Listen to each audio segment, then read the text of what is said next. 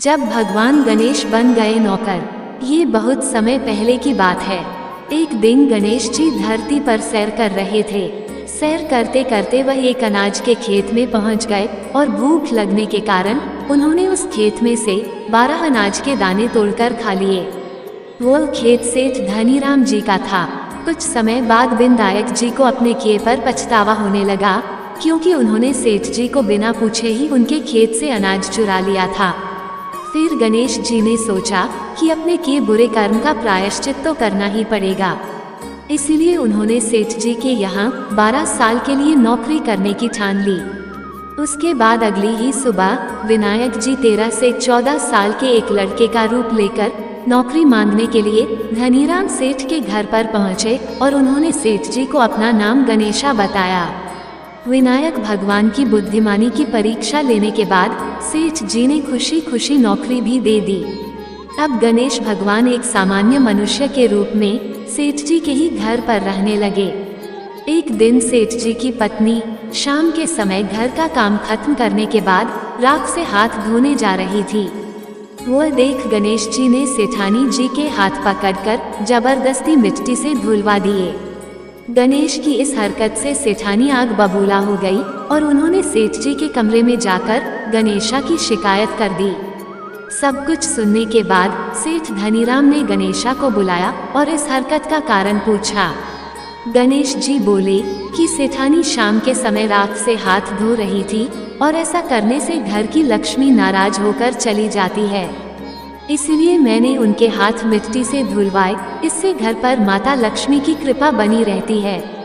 ये सब सुनकर सेठ जी ने सोचा, गणेशा की सोच तो बड़ी अच्छी है। उसके कुछ दिन बाद कुंभ मेले का शुभ अवसर आया। सेठ जी ने गणेशा को बुलाया और कहा, सेठानी जी को कुंभ मेले में स्नान करा लाओ। अब सेठानी और गणेशा स्नान के लिए मेले में पहुँचे। वहां पहुंचने के बाद सेठानी नदी के किनारे बैठकर नहाने लगी। उन्हें ऐसा करते देख गणेशा दौड़कर आए और सेठानी जी के दोनों हाथ पकड़कर उन्हें नदी के अंदर लेकर गए। उनसे पानी में डुबकी लगवाई और फिर किनारे पर ले आए। अब गणेशा की इस हरकत से तो सेठानी का गुस्सा 7वें आसमान पर पहुंच गया। सेठानी जी घर आते आते पूरे रास्ते गणेशा को ताने पर ताने मार रही थी, लेकिन गणेश भगवान सब कुछ शांति से सुन रहे थे। घर आते ही सेठानी ने सेठ जी के पास फिर से गणेशा की शिकायत कर दी। सेठ जी ने तुरंत ही गणेशा को बुलाया और पूछा, तुमने ऐसा क्यों किया? गणेश जी बोले, सेठ जी सेठानी नदी के किनारे बैठकर गंदे से पानी में नहा रही थी, तो मैंने उन्हें नदी में ले जाकर साफ पानी में डुबकी लगवाई।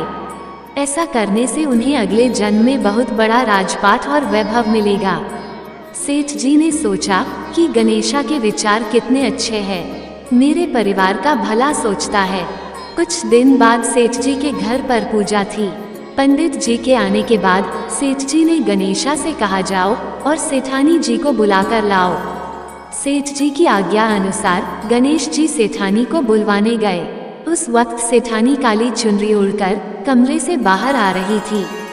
ये देखते ही विनायक जी ने वह काली चुनरी उतार कर फाड़ दी और कहा कि पूजा के लिए लाल रंग की चुनरी उड़कर आइए। अब सेठानी बहुत ज्यादा नाराज हो गई और गणेशा पर चिल्लाने लगी। आवाज सुनकर सेठ जी वहां पर भागते हुए आए और पूछा कि क्या हुआ। तब सेठानी बोली, गणेशा ने मेरी चुनरी फाड़ दी। फिर सेठ जी ने भी गणेशा को बहुत डांटा। जवाब में गणेश जी ने कहा कि सेठ जी पूजा में कभी काला वस्त्र नहीं पहनते, इससे शुभ काम सफल नहीं होते, इसलिए मैंने ऐसा किया। सेठ जी ने सोचा कि गणेशा तो बहुत ही समझदार है। इसी तरह लीला रचाते हुए उसी घर में गणेश जी के 12 साल बीत गए। फिर एक दिन सेठ जी ने नया कारोबार शुरू करने से पहले घर में पूजा रखी थी। पूजा करते करते उनको याद आया कि पूजा की सामग्री में गणेश भगवान की मूर्ति तो है ही नहीं। तब उन्होंने अपने नौकर गणेशा को पूजा घर से भगवान विनायक जी की मूर्ति लाने के लिए कहा। गणेशा बोला कि मुझे ही मूर्ति समझकर पूजा में विराजमान कर लो, आपके सारे शुभ काम सफल हो जाएंगे। ये बात सुनकर सेठ जी गुस्सा हो गए और बोले, गणेशा तुम अब तक सेठानी से मजाक करते थे, अब मुझसे भी करने लगे हो। उत्तर में गणेश जी ने मुस्कुराते हुए कहा, नहीं सेठ जी, मैं मजाक नहीं कर रहा, मैं सत्य वचन कह रहा हूँ। इतना कहने के बाद नौकर गणेशा ने अपना असली गणेश भगवान का स्वरूप धारण कर लिया। साक्षात गणेश भगवान को सामने देखते ही सेठ और सेठानी उनके चरणों में लीन हो गए और उन्होंने अपनी पूजा संपन्न कर ली। उसके पश्चात गणेश जी देखते ही देखते अंतर्ध्यान हो गए। बाद में सेठ और सेठानी को बहुत पछतावा होने लगा कि स्वयं भगवान हमारे घर नौकरी कर रहे थे और हमने उनके साथ कितना बुरा व्यवहार किया, उनसे बहुत सारा काम कराया। ये सोच सोच कर दोनों दुखी होने लगे।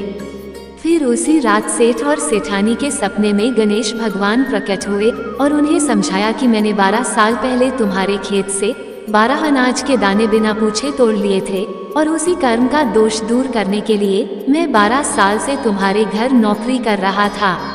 अगले ही दिन से सेठ जी पर गणेश भगवान की माया हो गई। उनका व्यापार दिन दोगुना और रात चौगुनी तरक्की करने लगा। धनीराम सेठ जी के जीवन की काया पलट हो गई। हे गणेश जी, जैसी माया अपने धनीराम सेठ जी पर की, वैसी ही माया इस कहानी को पढ़ने वाले और सुनने वाले हर एक व्यक्ति पर करना। कथा अधूरी हो तो इसे पूरी करना और अगर हमसे कोई गलती हो गई हो तो हमें क्षमा करना। इस कहानी को गणेश जी के व्रत के बाद एवं अन्य किसी व्रत के बाद पढ़ना शुभ माना जाता है। जय गणेश, जय विनायक। दोस्तों, ये कहानी अगर आपको पसंद आई हो तो कृपया इस वीडियो को लाइक करें और ऐसी ही और भी बहुत सारी कहानियों को सुनने के लिए चैनल को सब्सक्राइब जरूर करें।